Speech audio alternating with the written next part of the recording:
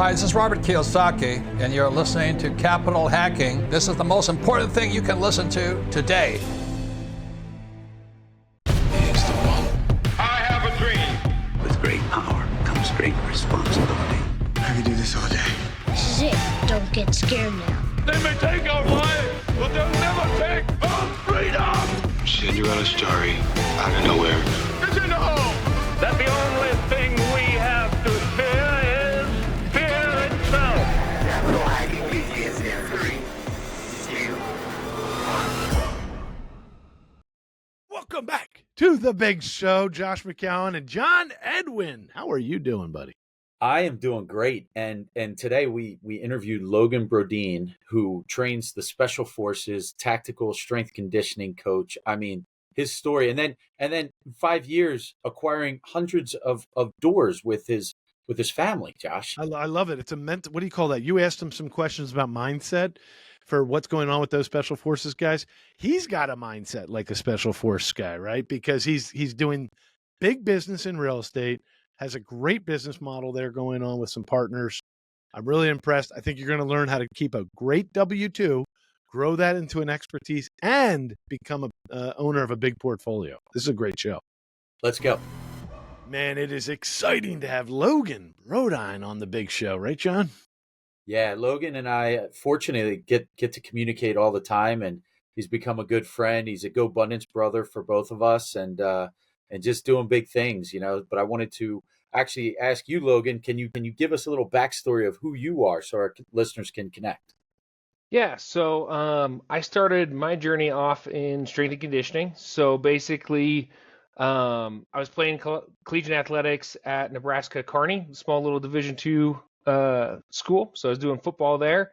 And then I had my third and fourth shoulder surgery. So medically just done with sports. And then so I jumped right into the weight room and started working for our head strength and conditioning coach. And from there progressed, bachelor's degree, master's degree, tried to get into college athletics. And I did a little internship at University of Wyoming under Coach Trent Greener. And then from there, kind of bounced around, and this thing called tactical strength and conditioning started popping off. And that was like circa 2010, 2011. So I got hired on by the Department of Defense, moved out to Virginia Beach, got to train Navy SEALs for about a year. And then from there, it started to really spread. So other basically entities within the government, like Rangers, Green Berets, they all started to get their own high performance centers.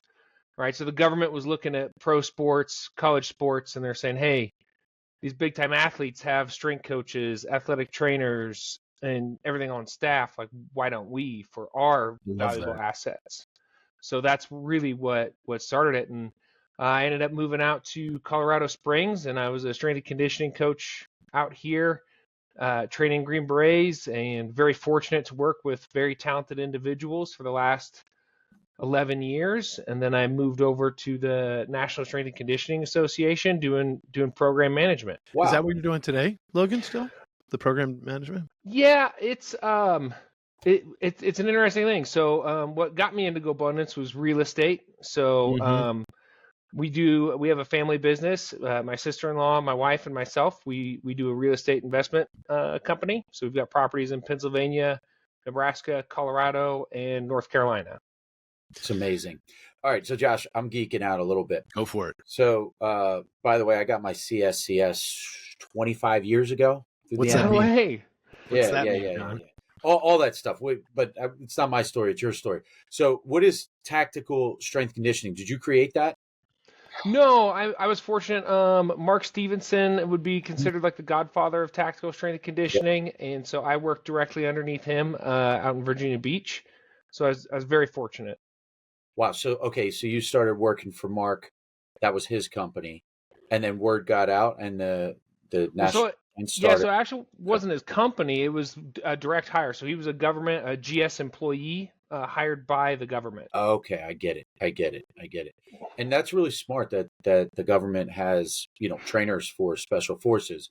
What do you do differently, or do you do anything differently with them than you would, a professional athlete. I mean, I compare it a lot to pro athletes. Like I've never served, I've never been in combat, so a lot of it was having very adult conversations with these guys on, hey, what's working, what's not, what physiological effects do we need to see from your team in your environment, that what you're seeing, and a lot of observation and a lot of just sitting back, being quiet, and learning as much as I could from these guys.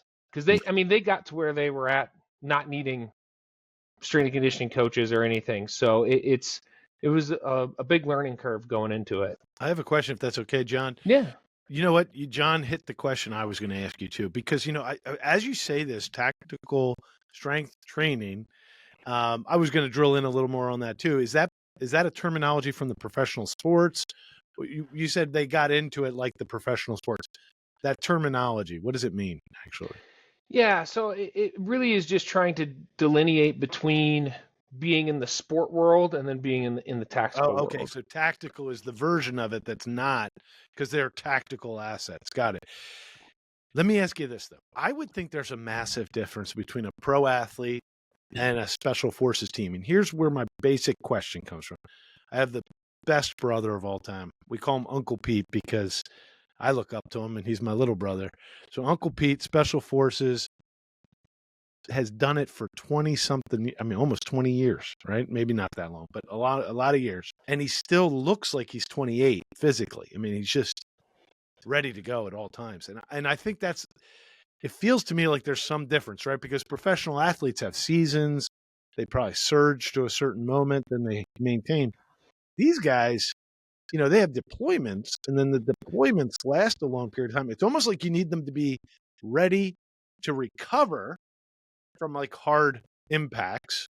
They need to be strong, but it feels like they need to be able to recover and not go on injured reserve, because there is no real injured reserve in tactics. It feels like there must be something different that allows them to have endurance and or recovery compared to a professional athlete that might need impact, surge, twitch. Am I onto something as a guy who's not from? Yeah. There really is, because you're right. In the military setting, you can kind of do seasons. You're right. You're actually right. There are times when they're deployed and not deployed, yes. Yeah, but it's different. When we first got into it, it was like, oh, hey, when they're home, when they're with us, that's the time when we can really like hammer these guys, and we can, build them up, get them ready. It wasn't as much that way once we kind of really started to learn about it. When these guys are at home, they have just like us as entrepreneurs, they've got, marriage stress, they got family stress, they've got work stress, they've got all these things going on. And then during deployment, they had similar things, but there's not a whole lot you can do when you're halfway across the world. Right. So it was when they were deployed, it's like, hey, we're training and they're doing missions. And so you just got to make sure their training doesn't affect the mission. Yep.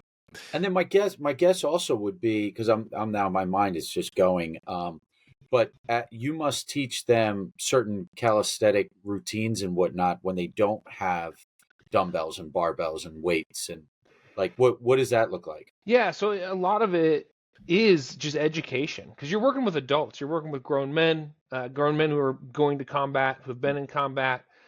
So a lot of it's just education, trying to teach them as much as I can, so that when I'm not there, I know that they're lifting properly, I know they're training properly. And you do have to really try and prep them for, because if you're at Bagram Air Force Base, you've got a full gym, you've got everything. But when you're out on the mission, you don't you might have a sandbag. Yeah. So you do have to teach these guys a little bit of how to be creative, but you also, though, if they're out in the middle of nowhere, odds are working out's not really top of mind. It's probably more mission focused, and then they can focus more on recovery and training once they're back into the big base that has all the fancy equipment. Appreciate that. And then mindset. Let's talk about that. How do you work mindset into your training with the special forces? That's really something too. The government selection, whatever you want to call it, that's already taken care of. That makes my job easy, because in sport, you really have to work. Hey, let's really try and help these guys with mindset. Let's really try and help with mental toughness and making these guys tough. I worked with dudes that were already tough. Like one guy came back, and I'll never forget, he's back squatting, and I'm watching his technique, and I look at him, I was like, hey, I pull him aside, I was like, hey, something looks off. I'm like, are you all right? He's like, yeah, I broke my ribs yesterday. And I was like, whoa. I'm like, think maybe we shouldn't be back squatting? He's like, why not? They're not going to get more broken. And I was like, all right. Spine compression, though. That's what I work. Yeah, right? Like, yeah, like I was really worried. Connective tissue, sir. So it's also like trying to get these guys to actually tell you this. And so you observe them warming up and you're like, all right, something doesn't look right. This guy's obviously not telling me something's not right. And so you got to try and approach them and stuff like that. So yeah, I mean, they're built different. Yeah. Now, as you guys know each other so well, teach us more about what's going on in your other part of your life. And it sounds like you have that full operational business going, or that you're still working in that world today. But you also have an entrepreneurial endeavor going on. Can you share a little bit about how you balance both, and what is the entrepreneurial endeavor?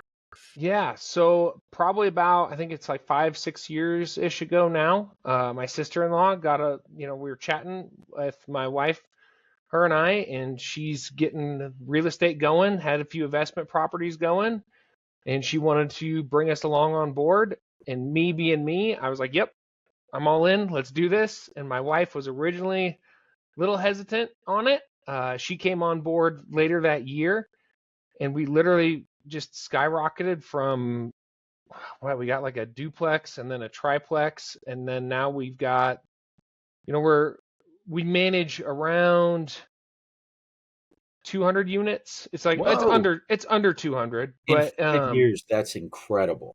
So yeah, I mean, and really huge thanks to Bree for pulling me and Boston into it, and then now just as a team, we've really been able to develop relationships and partnerships and really grow. Can you break it down a little bit for us? Like do a deal dive here. So when I meet people you have DOD clearance. So do you get a VA loan? Did you use anything like that? Or is it totally other ways of, how did you get in the game with her? Yeah. So, I mean, we really just started because, we had some reserves with money. And so we just got in with our first property. And actually is in Reading, Pennsylvania. So, and we were kind of in the Allentown, Reading market, and we got in because it was easier to get in. You could get a row home for like $60K, right? And then you could dump like $40K into it. It'd reappraise for $150, pull your money out, rinse and repeat. So, we started off with single family homes and the kind of row homes, and then we've really still like the single family market, but from there we've kind of scaled up into doing more small multi, like that 5 to 9 unit sweet spot. We did our first 42 unit as well in 2003. So we've got pretty much everything in between. Joining GoBundance and getting that buy box really dialed in the last couple of years has helped a lot as well. And of course, John is an expert at this too. So I want John to geek out with you for a minute. But for us rookies, in this idea of how you built this, I love this. You called it the buy, refinance, and repeat, kind of the BRRRR strategy. People have called it that. Is that how you've acquired most of them? Or do you use hard money? Do you use other investors? How do you acquire that 42 unit that you just acquired? Yeah, so we've done pretty much all of it through private money. And what happened was we started off and, we had some family members, and this is back, 5-6 years ago when savings accounts and rates are not great. And so we're working with hard money lenders, and we still work with hard money lenders. But then after talking with friends and family, it's like, well, wait, you've got all this money sitting in a savings account getting you nothing. Like you're just losing money to inflation. We can offer you similar terms to what we're seeing with hard money. And so we started off, back then it was, we'll give you a 10% return on a 12-month note, and then we'll just rinse and repeat this. And we got all the legal documents going with that. And we did it with a couple family members, and then a few more family members and friends wanted to get in on it. And it was a great way to actually help family and friends make money. And then it helped us acquire more properties, and we were able to scale a lot faster that route as well. Yeah. No, that's awesome, man. Listen, if you want to go fast, go alone. If you want to go far, go with others. So that's a great strategy. I was thinking you were doing 1031s and trading up like most people would do. We've done a couple 1031s as well since we've started, but most of it's been through private money. And then who manages these 200 units? So we've got different property managers so we've got a property manager in Reading, we've got a property manager in Nebraska, and then we've got a property manager in Colorado as well. So we do, you always have to work with your property managers, make sure, because nobody cares about your business more than you do. So it's just working with people and finding good people to work with. Hi, this is Melanie McCallan. Josh and I are just so grateful for the many investors who have already joined us at Accountable Equity. Accountable Equity is so much more than a capital group. It's really a community of accredited investors that want to learn and grow together. I just want to personally invite you, if you want to find out more about this type of investment and see if it's right for you and your family, please visit us at accountableequity.com. Hey, it's Hal Elrod, author of The Miracle Morning, and you're listening to Capital Hacking. Enjoy. Josh, here's something ironic. I'm going to let you. I know you got a question loaded, but Logan and I had no idea, and we use the same commercial lender. Do you really? Yeah, guy's great. But that's actually good. We should give him a plug on here if you want. Yeah, Phil Fry, the mortgage guy from Diamond Credit Union. Me, Logan, a bunch of GoBros use them. You got to be in Pennsylvania, but they're great. And so, Logan, with these properties, how do you guys divide your labor? It sounds like the three of you owners. I think it's your sister-in-law, your wife, and yourself. Did you say your wife's name was Boston? Is that what I heard you say? Yeah. Okay, so I picked up on that. So how do you guys divide your energy in the project then? So really, it's been a growing process as we've gone through and using our different skill sets. So to brag on my wife, she's also the reason I'm in GoBundance as well. So I'll give her a little plug. It's awesome. There. She's got a degree in mathematics. She's got a master's degree as well. So she does cost estimation analytics, schedule analytics, things like that for a living. So she really is taking on that COO role and does a lot of the spreadsheets and back end stuff as well. Bree's taken on more of the CEO type role, and I've really kind of just been utility man, I'll call it, just picking up wherever I need to plug in at. So it's worked really well, and it's really helped us juggle our lives where one of us can be gone and the others can pick it up and really focus on our communication and our teamwork on that aspect. And I have one last question is about construction. It sounds like you did a renovation on the first one you described in Reading. Is that part of every business plan to do some property improvements, or is that not always the case? It is always the case to do some sort of value add, and it's hard to not chuckle because every time we say, hey, you know what, we're done adding bathrooms, we're done moving walls, we're not going to do that anymore. And then a deal comes across and you're just like, ooh, maybe do this last one. We'll do it one more time. And so, so we do end up doing some value add. We all would prefer to not do as much value add, though. Well, how do you execute it then? So, because none of these are really close to you guys. No, a lot of it's just doing a lot of that, long distance real estate. So it's, getting photos, getting videos, and then also just checking up on it. So I'm probably, and I'll hit John up here soon. I'm going to fly out into the month and actually just walk through a lot of them. And double check the photos, double check the videos. So it's try and fly out once one of us tries to fly out to Pennsylvania once a quarter. We also try, Colorado's easier. Sorry to interrupt. Doesn't your sister live close? She used to. So she was a professor at Muhlenberg. Okay, I thought she was in PA. Okay. Nope. She's in Denver now. Oh wow. So you guys are really managing this from some distance. Yeah. Wow. Good for you. That's awesome. What's on your one sheet here? What's your goal for 25? Are we going to be acquiring or just stabilizing? Oh, that's the goal is to acquire. However, it's to make sure that we're acquiring things that are not as heavy as a lift right now on us, because we're also opening up an alloy franchise. We're in the middle of that. What does that mean? So it's a gym franchise. So give Rami a plug here. So he got his hooks into me, and so we're opening a gym franchise as well right now. So we've got that going. Will you be near that one? Is that one local? Yes, to you? local to me. So or local to us. So yeah, we're in the process of getting that dialed in right now as well. Yeah, why don't you explain how that franchise model works a little bit? Yeah, so I mean, it really, we got into the gym franchise model just with my background and education, because we know that I'm comfortable enough if I have to run in that thing.